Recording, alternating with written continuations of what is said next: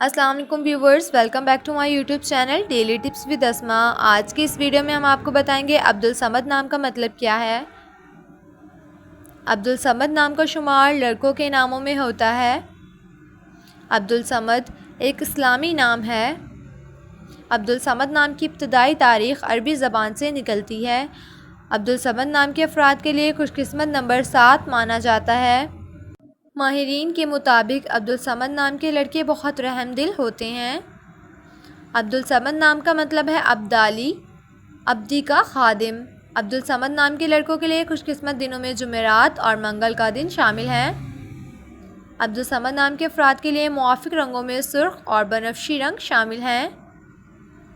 अब्दुल समद नाम के अफराद के लिए मुआफ़िक पत्थरों में रूबी पत्थर शामिल है। खुशकिस्मती वाली धातों में हिंसों के हिसाब से तांबा शामिल है।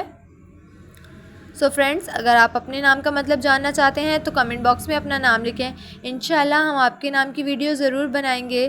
Thanks for watching. अल्लाह हाफिज़।